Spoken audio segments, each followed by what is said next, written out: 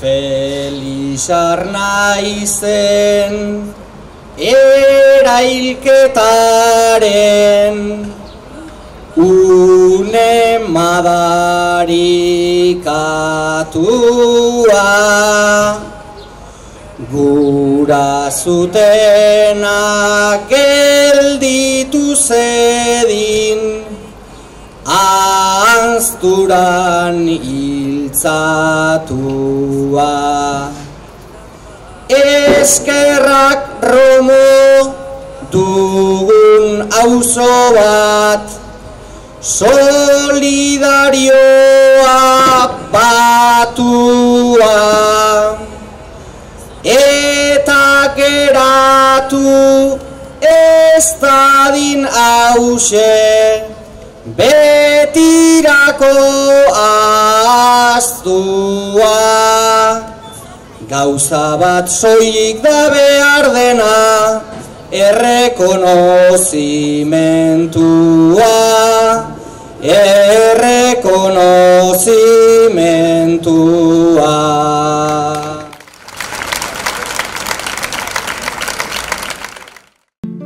Yo tengo tantos hermanos que no los puedo contar, en el valle y la montaña, en la pampa y en el mar, cada cual con sus trabajos, con sus sueños, cada cual con la esperanza delante, con los recuerdos detrás. Yo tengo tantos hermanos que no los puedo contar. Pero bezala, hemen gaude Erromuntzu Baltzetan, Felix Arnaizen omenez ekitaldi bat egiten.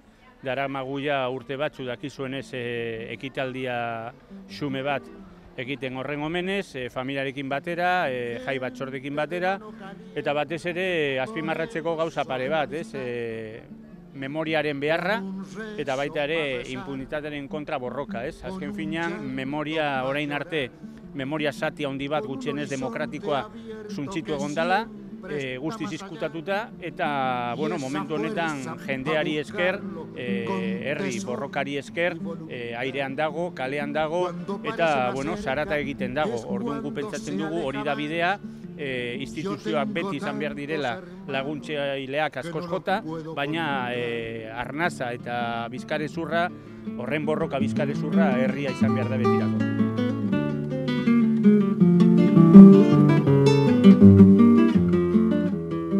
Lortu gendun borrokaren bidez rekonozimentu hori egitea, biktima del frankismo bezala, gero alde ekonomikotik laguntza bat jasozun familiara, baina guretzako hasieratik esan genuen hori ez dela nahiko, egi osoa da, errekonozimentua baita ere ez da bakarri biktima bezala, baina errekonozimentu barruan egon behar dela ere hiltzaileen izena eta justiziaren bidea, eta hori momentuz gutxienez ez da ematen, eta ematen du jarriko dutela traba guztiak ez emateko. Y en nosotros nuestros muertos, pa' que nadie quede atrás. Yo tengo tantos hermanos que no los puedo contar. Eta ezin dugu parekatu bakoitzaren edo besteen izaera gure izaerarekin. Gu demokrazia baten alde eta askatasunaren alde borroka gendun eta borrokatzen ari gara, eta beste batzuk daukate bere memoria historikoa, eta ez da gurea noski. Proiektua desberdina da, beraie daukate proiektu ekonomiko, politiko, soziala zapaltzailea, eta gu guztiz askatzailea, orduan memoria desberdina da.